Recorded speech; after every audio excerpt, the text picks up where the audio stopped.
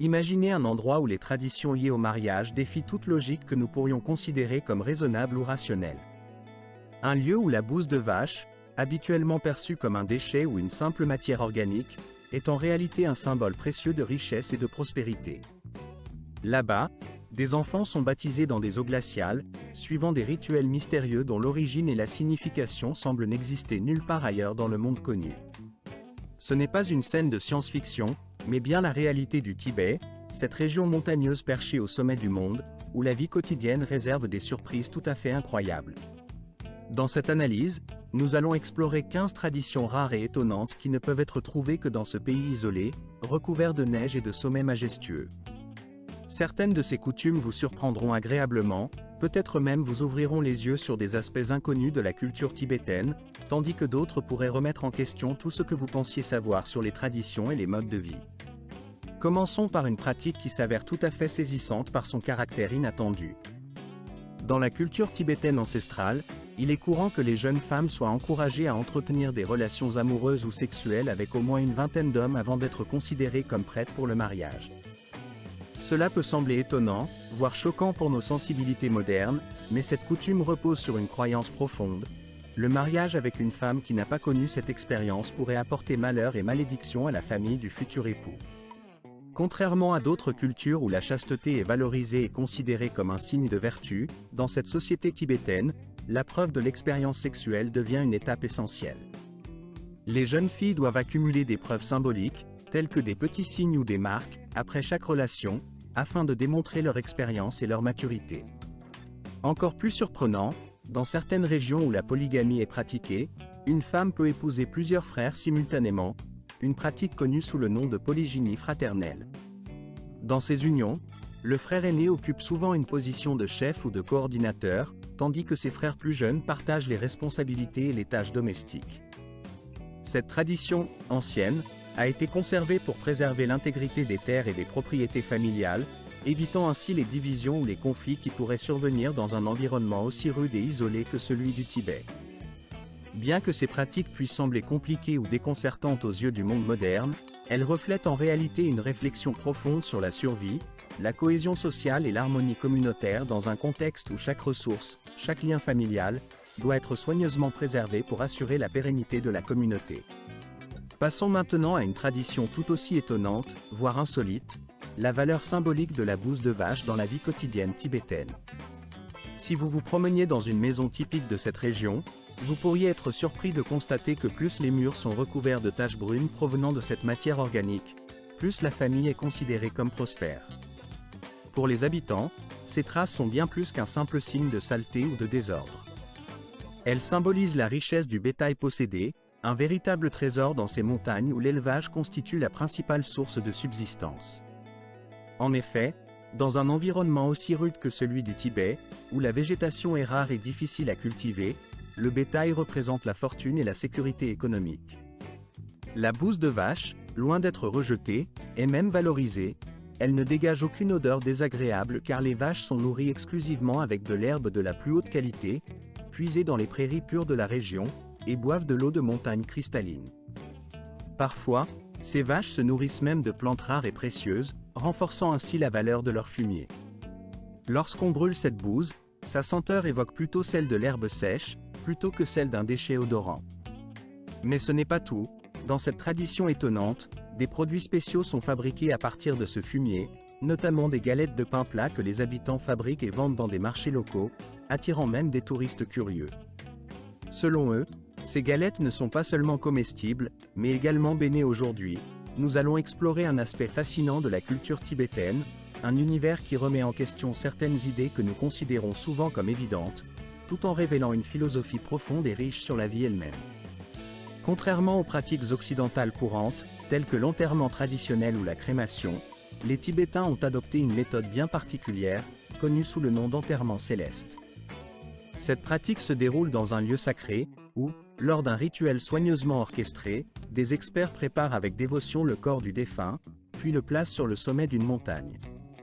Là, des vautours viennent se nourrir de la dépouille. Il est essentiel de comprendre que cette démarche n'est en aucun cas un acte de violence ou de cruauté, mais plutôt une manifestation de compassion et de respect envers la vie et la mort. Selon la croyance tibétaine, l'âme, ayant déjà quitté le corps, peut ainsi accomplir sa dernière étape, en devenant nourriture pour d'autres êtres vivants. Cela incarne une réflexion profonde sur les valeurs bouddhistes, où le dévouement et le cycle de la vie sont au cœur d'une vision du monde qui valorise la continuité, la réciprocité et l'interconnexion de tous les êtres. En outre, cette pratique trouve aussi une dimension pratique, car les conditions difficiles du Tibet rendent l'enterrement classique compliqué, voire impossible, dans un environnement où la disponibilité de combustible pour la crémation est très limitée. Cette tradition est donc née à la fois d'une foi spirituelle profonde et d'une nécessité pratique, façonnée par le climat hostile et le relief accidenté de la région.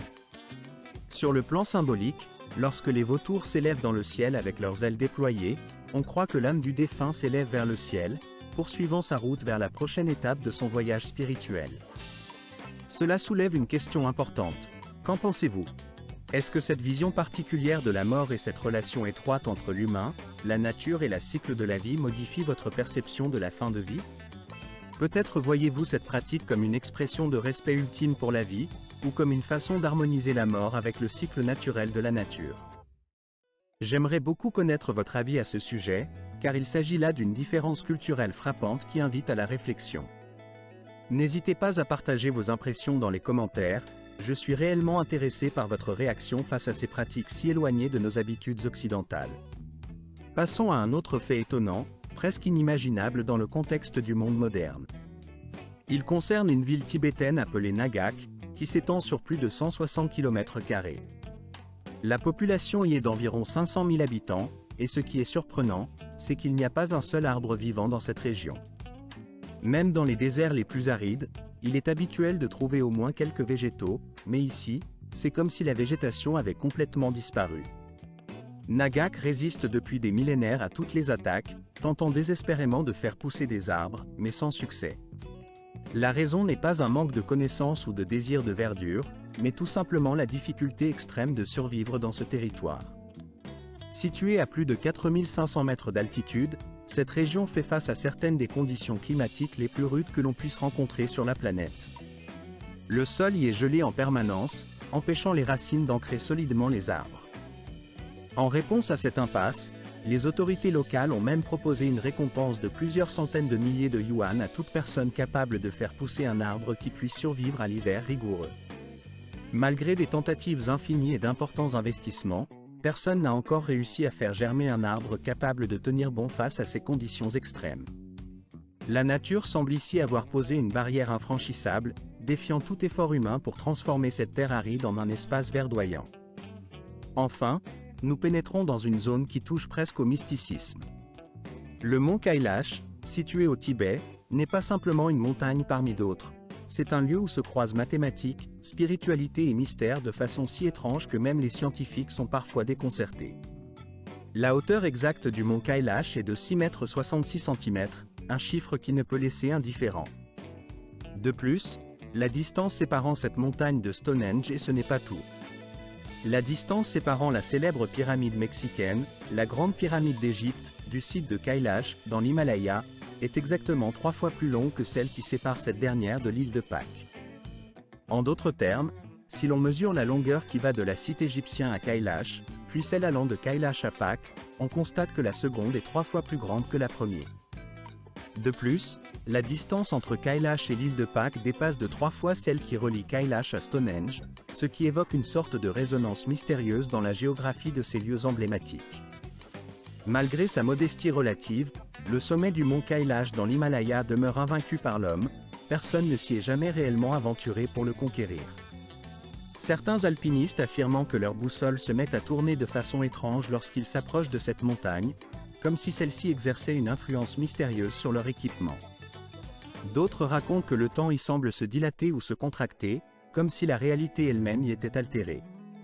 Les Tibétains locaux considèrent le mont Kailash comme un lieu d'une sacralité extrême, si bien qu'ils croient que toute tentative d'y monter pourrait entraîner des conséquences catastrophiques non seulement pour le grimpeur, mais aussi pour la paix universelle. La légende veut que cette montagne détienne une puissance spirituelle si forte qu'une intrusion pourrait provoquer des déséquilibres cosmiques ou des catastrophes naturelles. Numéro 6. Au Tibet, il est courant de saluer quelqu'un en lui tirant la langue, une tradition qui peut sembler étrange, voire un peu inquiétante pour les non-initiés. La raison derrière cette coutume remonte à plusieurs siècles, et elle est liée à un roi nommé Langdharma, connu pour sa cruauté et sa persécution des bouddhistes. Selon la légende, ce roi maléfique aurait eu la langue noire comme du charbon, symbole de sa malveillance.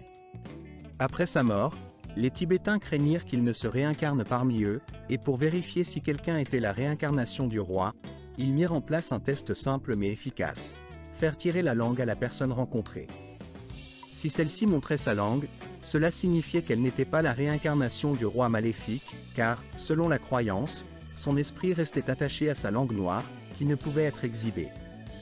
De nos jours, lorsqu'un Tibétain vous salue en tirant la langue, cela ne signifie pas simplement une forme de salutation étrange, mais plutôt une déclaration d'innocence ou de bonne volonté.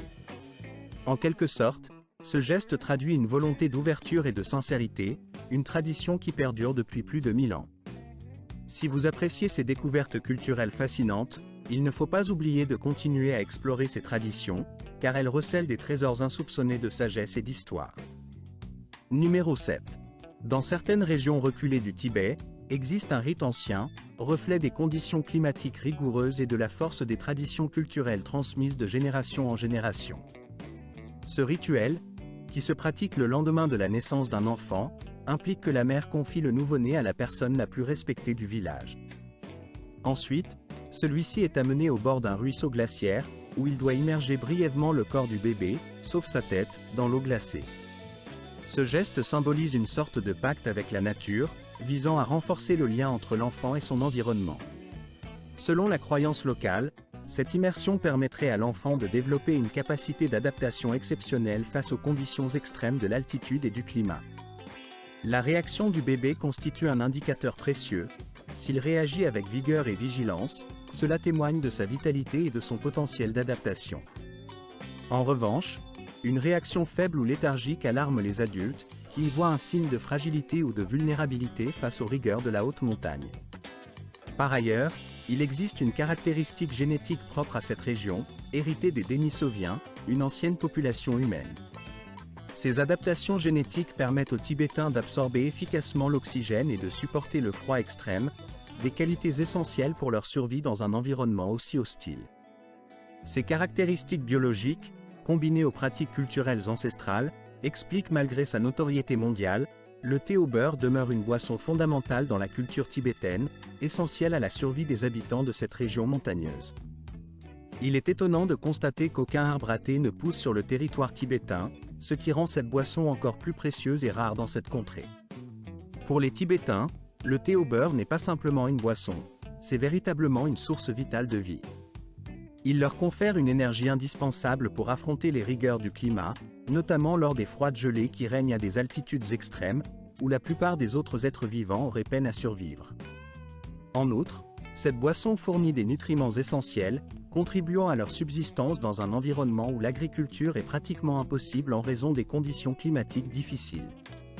Chaque tasse de thé au beurre doit être soigneusement préparée, souvent après un long voyage de plusieurs centaines de kilomètres pour l'approvisionner. En effet, cette précieuse boisson est transportée depuis des régions éloignées, parfois à plus de 1000 km, ce qui a donné naissance à l'une des routes commerciales les plus légendaires de l'histoire. La route du thé et des chevaux s'étend sur environ 400 km, traversant des montagnes parmi les plus dangereuses du monde, avec des cols escarpés et périlleux. Sur cet itinéraire, les commerçants échangent des chevaux précieux contre du thé, établissant ainsi une voie vitale qui relie le Tibet au reste du monde. Cependant, il y a un rebondissement fascinant dans cette histoire, le thé ne voyage pas sous sa forme finale. Arrivé au Tibet après ce long périple épique, il ne s'agit pas simplement de thé fraîchement infusé. Les Tibétains ont inventé une méthode unique pour préparer leur boisson. Ils fouettent le thé avec du beurre éclatant et une pincée de sel, créant ainsi une mixture qui ressemble davantage à une soupe qu'à un thé traditionnel. Ce procédé confère au thé au beurre sa texture particulière et ses saveurs riches, devenant une véritable institution dans la vie quotidienne. Le thé au beurre est si essentiel pour eux qu'ils en consomment plusieurs dizaines de tasses chaque jour. Il est offert aux invités, dégusté pendant les prières, et joue un rôle autant alimentaire que cérémonial dans une société où l'agriculture est presque impossible. Dans cette région reculée, Cette boisson constitue une véritable source de subsistance et un lien avec leur spiritualité. Vous avez probablement déjà aperçu ces drapeaux colorés flottant contre le ciel azur du Tibet.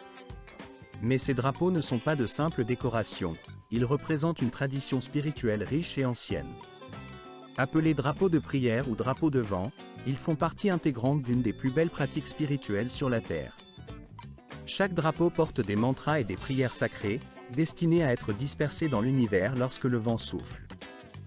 Au centre de ces drapeaux se trouve le symbole du cheval venteux, incarnant les trois joyaux du bouddhisme, le Bouddha, le Dharma, les enseignements, et la Sangha, la communauté.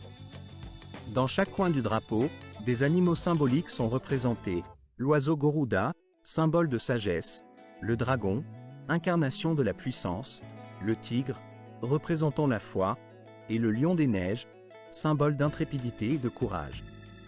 Ces drapeaux ne sont pas faits pour durer éternellement. Lorsqu'ils s'estompent ou se déchirent sous l'effet des conditions climatiques extrêmes en montagne, les Tibétains croient que leurs prières, portées par le vent, s'envolent pour bénir toutes les créatures vivantes. Plus un drapeau est usé, plus ses bénédictions atteignent l'univers, portant la paix et la bienveillance à l'ensemble de la création. Il existe également des règles strictes concernant leur utilisation. Si un drapeau tombe à terre, il ne faut en aucun cas le piétiner ou le laisser s'abîmer. La tradition recommande plutôt de le hisser à un endroit élevé ou de le confier à une famille qui saura le jeter de manière respectueuse et appropriée. Une autre règle importante concerne le moment pour accrocher ces drapeaux. Les jours défavorables ou par mauvais temps sont considérés comme inappropriés, car cela pourrait porter malheur. Seuls certains jours, jugés spirituellement propices, sont dédiés à cette pratique. Historiquement, ces drapeaux étaient si précieux qu'ils étaient parfois offerts en cadeau lors de mariages ou d'autres cérémonies importantes, considèrent la richesse, symbole universel de prospérité, de spiritualité et de protection divine, occupe une place centrale dans de nombreuses cultures à travers le monde. Parmi ces symboles, le chiffre 10 possède une signification particulière, souvent associée à l'harmonie, à la complétude et à l'accomplissement. En explorant le Tibet, cette région mystérieuse et fascinante, on découvre une terre qui semble incarner ses valeurs à travers ses légendes, ses monuments et ses croyances profondes. En particulier, le Tibet est reconnu comme la patrie légendaire du Yéti, cette créature mythique qui a alimenté l'imagination collective depuis des décennies. Malgré l'acharnement de la science, avec de nombreuses expéditions, recherches et investigations, cette mystérieuse figure continue de fasciner les esprits du monde entier. Les indices recueillis restent toujours énigmatiques, jamais complètement confirmés ou infirmés. Des empreintes de pas gigantesques, qui ne correspondent à aucun animal connu ou célèbre, ont été découvertes dans la neige immaculée. Des échantillons de laine étranges, impossibles à classifier précisément par l'analyse ADN, alimentent encore plus le doute.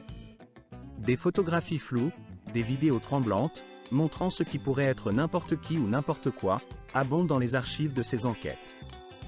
Même des corps congelés, trouvés dans des conditions mystérieuses, se sont révélés être soit des faux sophistiqués, soit des créatures mal identifiées, ce qui ne fait qu'accroître le mystère. Ce qui rend cette légende particulièrement captivante pour les Tibétains, c'est que le Yéti ne peut être considéré comme un simple mythe ou une invention touristique. Pour beaucoup, cette créature est aussi réelle que le léopard des neiges ou que leur propre existence. Des dizaines d'expéditions ont exploré les régions reculées du Tibet, utilisant des technologies modernes telles que l'imagerie thermique et l'analyse génétique avancée. Certaines de ces missions ont découvert des traces intrigantes, d'autres n'ont rien trouvé du tout, mais aucun n'a permis de fournir la preuve définitive qui pourrait mettre un terme à cette énigme. Alors, que penser? Est-il possible que dans ces étendues glacées du Tibet, des créatures encore inconnues vivent en secret, cachées dans l'ombre de la nature? Ou s'agit-il simplement de folklore, façonné par le temps, la légende et la force de la nature elle-même? Ce secret, aussi vieux que les montagnes, continue de diviser les opinions et d'alimenter les débats depuis des générations. La question reste ouverte, et le mystère demeure entier.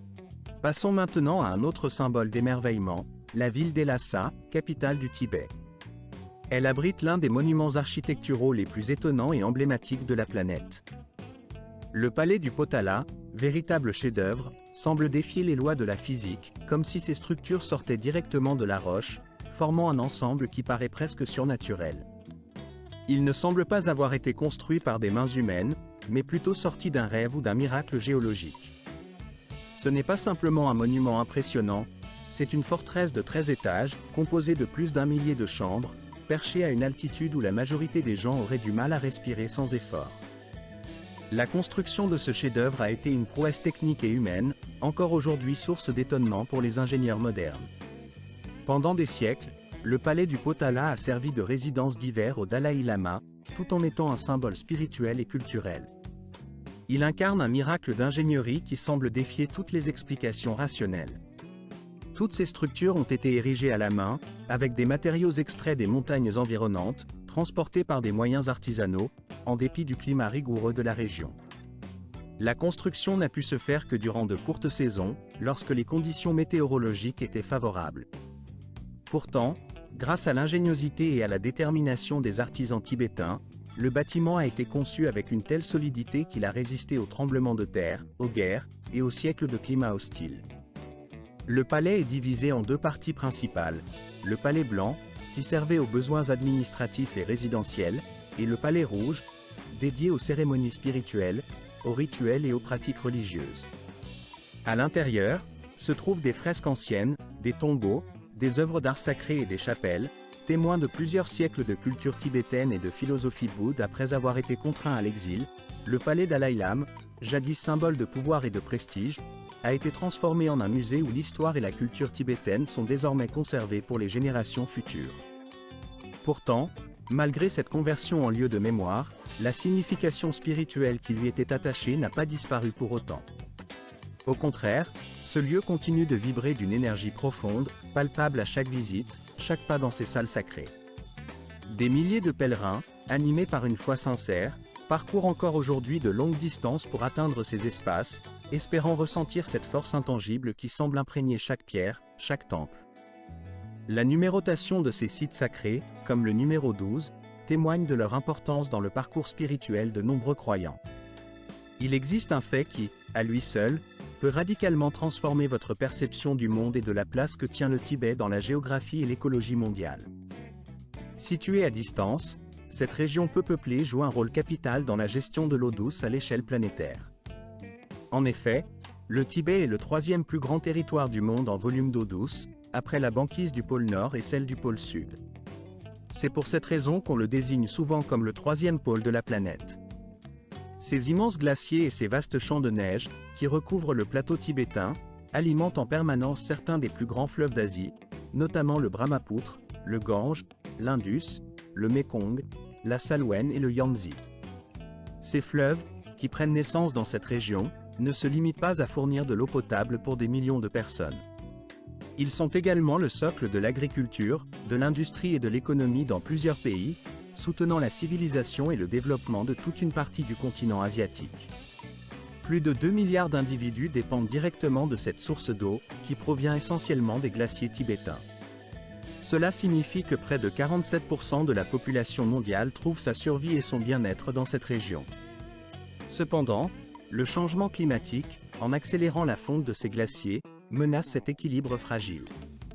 Les scientifiques tirent la sonnette d'alarme. Si cette tendance continue, de nombreux glaciers pourraient disparaître dans un avenir proche, en seulement quelques décennies. Une telle perte entraînerait une catastrophe écologique majeure, provoquant une crise sans précédent pour des milliards de personnes dont la vie dépend directement de cette ressource vitale. Les lacs et rivières du Tibet, tels que Namtso ou Yamdrok, ne sont pas uniquement des merveilles naturelles ou des sites touristiques de toute beauté. Ils jouent un rôle crucial en tant que réservoir naturel, régulant l'approvisionnement en eau de toute la région asiatique. La menace qui pèse sur ces sources d'eau a des répercussions bien au-delà des frontières tibétaines, affectant tout le continent. Lorsqu'un tel équilibre est compromis, les conséquences se font sentir à l'échelle planétaire, illustrant à quel point cette région est essentielle pour la survie et le bien-être de milliards de personnes. Passons à un autre aspect étonnant de la culture tibétaine, souvent peu connu mais profondément fascinant, la recherche organisée du prochain chef spirituel, le réincarné. Contrairement à une idée simpliste ou mystique attribuée parfois à ce processus, la détermination du successeur du Dalaï Lama obéit à un système rigoureux, soumis à des règles strictes et à des contrôles précis. Après la mort du Dalaï Lama, un processus complexe s'enclenche. D'abord, les moines supérieurs interprètent les signes, les visions, ou examinent des objets personnels laissés par le défunt, tels que ses vêtements ou ses objets rituels, pour détecter des indices sur le lieu de sa renaissance. Ces signes, souvent subtils, sont analysés avec minutie, dans le but d'identifier la prochaine incarnation du chef spirituel.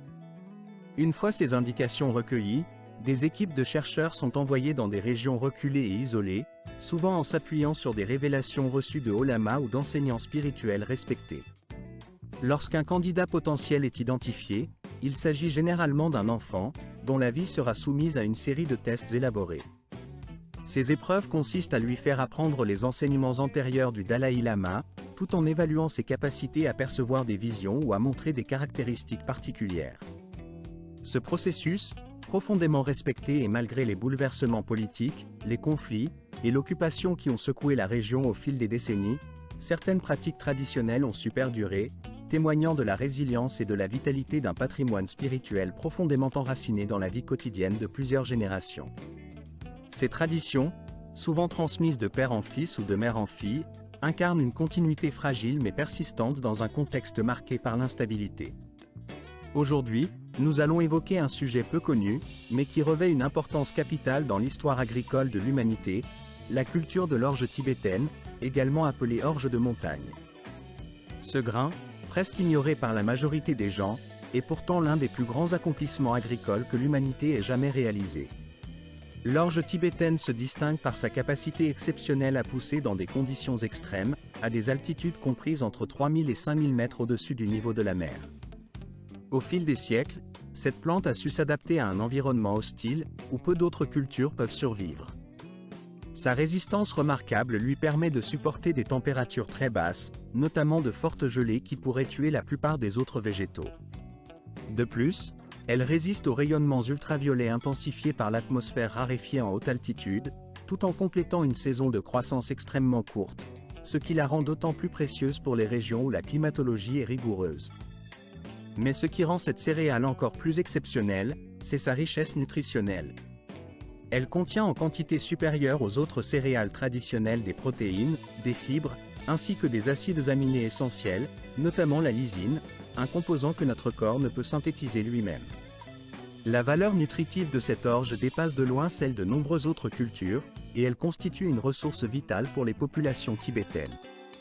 Les habitants du Tibet ont développé à partir de cette céréale toute une cuisine authentique et riche en traditions. Parmi ces délices culinaires, on trouve la tsampa, une farine d'orge torréfiée qui sert de base à de nombreux plats traditionnels. On prépare aussi des nouilles appelées sekpa, ainsi que du pain dense, et même une bière fermentée à partir de cette céréale, qui joue un rôle à la fois alimentaire et énergétique dans des régions où les calories sont précieuses et la ressource rare. L'orge de montagne dépasse donc la simple notion de nourriture pour devenir un véritable symbole culturel, un marqueur identitaire pour tout un peuple. Elle apparaît dans divers rites religieux, lors de grandes fêtes ou cérémonies, où elle incarne l'abondance, la chance et la longévité. Elle est un trait d'union entre le spirituel et le quotidien, entre la terre et le ciel. Enfin, il est essentiel de souligner un aspect qui personnifie le lien profond entre l'endurance humaine et la terre rude mais sacrée du Tibet. Nous évoquerons certains des sites les plus emblématiques et spirituellement riches de cette région mystique, où se dressent des monastères et des temples perchés sur des sommets, comme si ces édifices cherchaient à atteindre les cieux. Ces constructions architecturales, souvent d'une beauté saisissante, ne sont pas simplement des lieux de culte ou de prière. Elles incarnent la croyance fondamentale des Tibétains selon laquelle les montagnes sont les demeures mêmes du divin, des lieux sacrés où la présence divine se manifeste. En érigeant ces temples à des altitudes vertigineuses, les Tibétains établissent une véritable connexion entre le monde des humains et celui des esprits, une passerelle tangible entre la Terre et le cosmos. La construction de tels monastères demandait un génie d'ingénierie et une détermination hors du commun, car chaque pierre, chaque poutre, chaque décoration était transportée et assemblée à la main, souvent sur des chemins escarpés et dangereux, où la moindre erreur pouvait être fatale. L'air raréfié, la météo capricieuse, et le temps qui pouvait changer brutalement rendaient leur tâche encore plus ardue. Certains de ces sanctuaires, tels que celui de Rongebuk, situé au pied de l'Everest, ou le nid du tigre dans les montagnes du Bhoutan, semblent s'accrocher aux rochers comme pour défier la gravité elle-même. Ces sites sacrés ne sont pas des constructions séparées de leur environnement, bien au contraire, ils fusionnent avec la nature environnante, alliant intention spirituelle et majesté du paysage. Ces monastères ne se limitent pas à leur fonction religieuse, ils abritent également des écoles où les moines accent aigu T. Voici une version entièrement remaniée, étoffée et traduite en français, respectant toutes vos consignes. Le Tibet, cette terre mystérieuse et fascinante, est bien plus qu'une simple région géographique. C'est un endroit où l'on peut véritablement se déconnecter du tumulte du monde moderne, un lieu idéal pour retrouver la paix intérieure et explorer des dimensions spirituelles profondes. À travers ces paysages spectaculaires, ses traditions ancestrales et ses croyances uniques, le Tibet nous invite à repenser notre perception de la survie, de la spiritualité et de l'esprit humain. Dans cette région, les coutumes matrimoniales, souvent inhabituelles pour nos yeux occidentaux, témoignent d'une culture profondément ancrée dans l'histoire et la spiritualité. Certaines pratiques, qui peuvent sembler étonnantes ou mystérieuses, révèlent à quel point les Tibétains valorisent leur identité culturelle et leur lien avec le sacré. Par exemple, il n'est pas rare de découvrir des cérémonies nuptiales qui mêlent des rituels anciens à des croyances profondément spirituelles, ou encore des traditions où la famille joue un rôle central dans la transmission des valeurs. Les temples du Tibet, quant à eux, semblent toucher le ciel, perchés au sommet des montagnes ou nichés au cœur de paysages à couper le souffle. Leur architecture, souvent construite à flanc de falaises ou sur des sommets escarpés, évoque une harmonie parfaite entre nature et spiritualité. Ces lieux sacrés, emplis de silence et de mystère, invitent à la méditation et à la contemplation, permettant à chaque visiteur de se recentrer sur l'essentiel et de se reconnecter à son propre esprit. Ce qui rend le Tibet encore plus extraordinaire, c'est la richesse de ses faits mystérieux et de ses traditions peu connues, qui continuent d'étonner ceux qui s'y aventurent. Parmi eux, certains peuvent sembler surprenants, voire incroyables, mais ils font partie intégrante de l'identité tibétaine. Ces éléments mystérieux alimentent la curiosité de nombreux voyageurs et chercheurs, et illustrent la profonde sagesse de cette civilisation ancienne. Il est également intéressant de constater combien ces découvertes, ces coutumes et ces lieux fascinent un large public, nombreux à vouloir en apprendre davantage. Certains s'interrogent sur ce qui pourrait bien les avoir empêchés de s'exprimer ou de partager leurs propres ressentis face à cette culture si différente de la leur. La diversité des expériences et des impressions recueillies lors de voyages ou d'études dans cette région témoigne de l'impact puissant que le Tibet peut avoir sur l'esprit et le cœur. En somme, j'espère que cette exploration de la culture tibétaine vous a plu et vous a permis de découvrir un peu plus ce pays mystérieux. J'ai également hâte de partager avec vous d'autres histoires et faits étonnants dans les prochaines vidéos. Si cette présentation vous a intéressé, n'hésitez pas à laisser un commentaire, à partager votre avis ou à indiquer le pays que vous aimeriez que nous explorions lors de nos futurs projets. Cela nous aidera à orienter nos recherches et à vous offrir des contenus encore plus captivants. Je vous remercie sincèrement d'avoir pris le temps de regarder cette vidéo, et je vous donne rendez-vous très bientôt pour une nouvelle aventure. Restez à l'écoute, car la prochaine vidéo, qui apparaîtra sur votre écran, ne manquera pas de vous fasciner. Je suis convaincu que vous allez adorer ce que nous vous préparons.